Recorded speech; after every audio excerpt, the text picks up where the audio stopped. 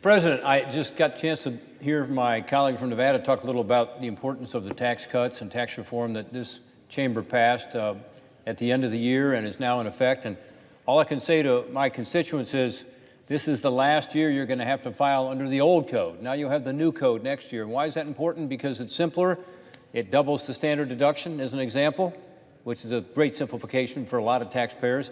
It also takes about 3 million people off the tax rolls altogether. Think about that.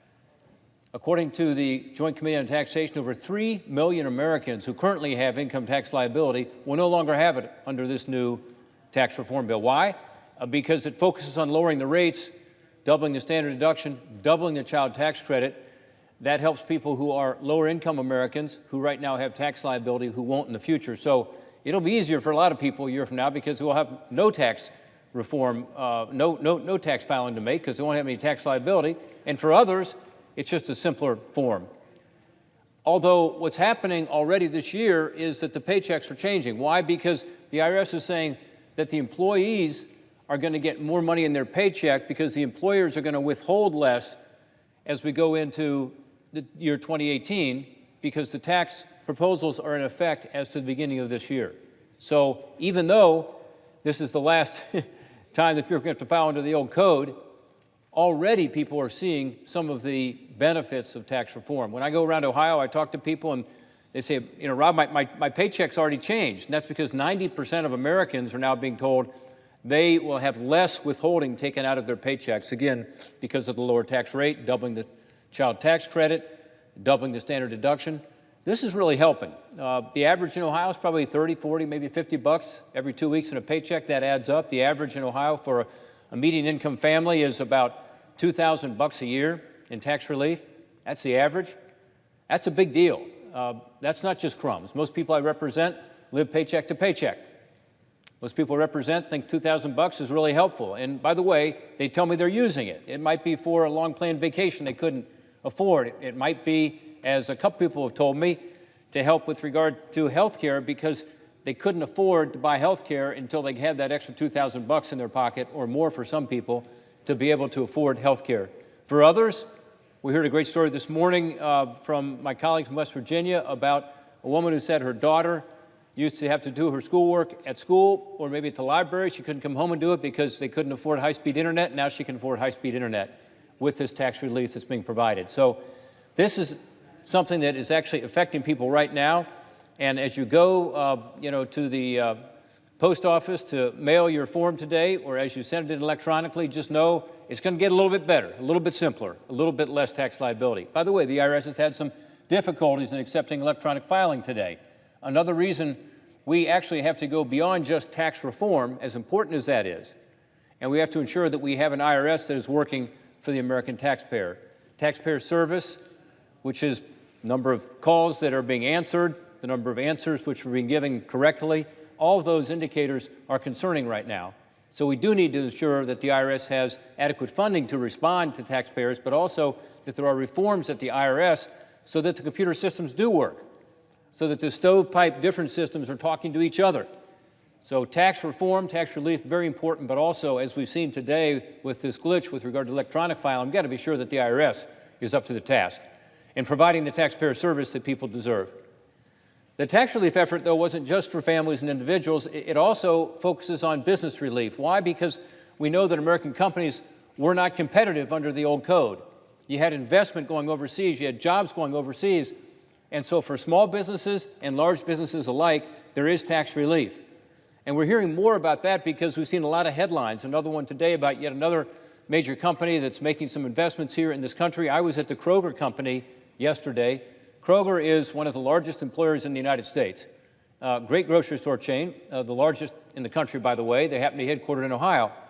And they made a huge announcement yesterday. What they said is they're going to take the savings they got from the tax relief and tax reform measure, and they're going to give it back substantially to their employees. And the things they talked about were really interesting. One is to increase the 401k match. That's important.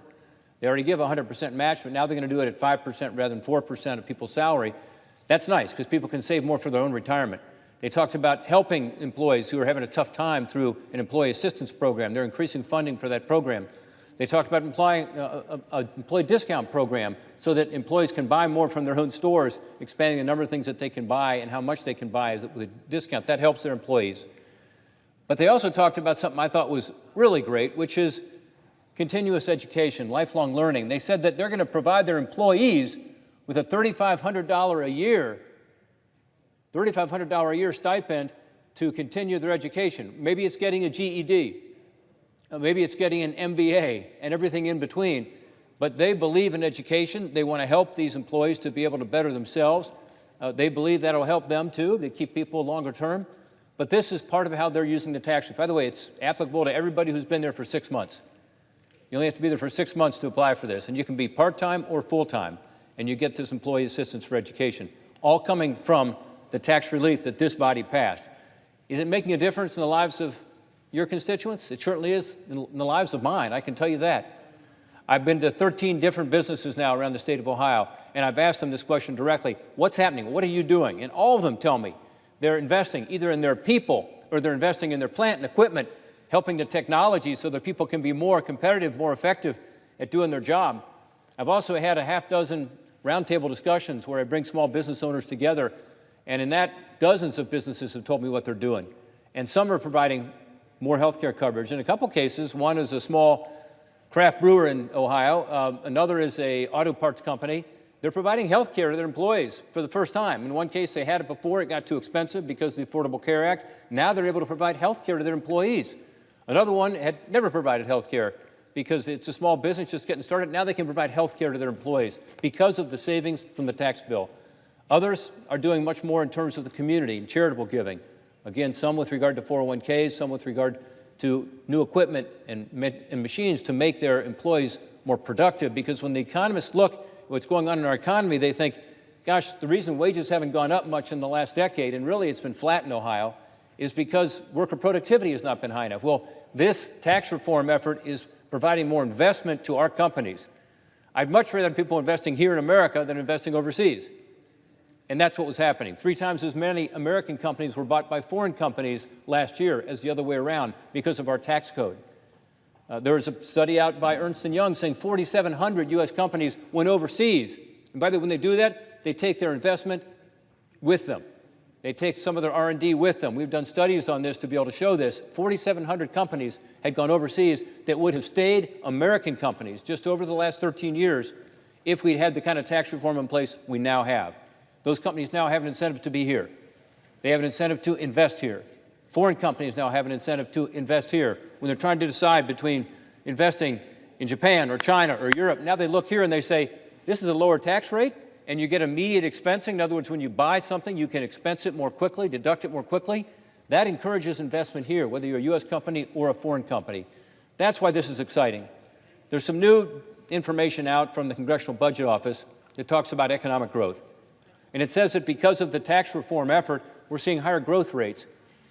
For this year we're in right now, the Congressional Budget Office had projected 2% economic growth. Pretty weak. I mean, it's growth, but it's not enough to get wages up. It's not enough to really give people the opportunities they're looking for when they work hard, play by the rules. Guess what they're saying now? 3.3%. Not 2%, but 3.3% economic growth, what they're projecting for this year. And again, they say this is largely attributable to the pro-growth policies, including the tax reform effort we're talking about and tax cuts. They also say that for the first time in a long time, we're seeing wages going up. They project wages up. And look at last month and the month before, and you can see these wages starting to creep back up again. That's really exciting to me, because ultimately, we want to see economic growth, yes, but we really want to see families, working families, be able to see a little higher income so that they're not stuck in this middle-class squeeze where their income is flat and yet their expenses are up. The biggest expense that's been increasing? Health care. So, yes, we've got to do more on health care. Yes, we've got to do more to increase economic growth. But wouldn't it be great to have wages going up to be able to compensate for that and to be able to give people, again, this sense that if they do the right things in life, if they're willing to work hard, they're willing to play by the rules, they can get ahead, and their kids and their grandkids can get ahead too. So I'm excited to be here today to say that this is the last day we'll have to file under the old tax code, but also to say the new tax code is helping to give families I represent the opportunity to do a little better, to give businesses I represent the opportunity to be more competitive and to reinvest in their employees and to reinvest in their businesses and their competitiveness and their productivity. That ultimately is what's going to make the biggest difference in this tax reform effort. With that, Mr. President, I see one of my colleagues is here who has been a leader on the tax reform effort. Oh, and I'd like to yield back my time.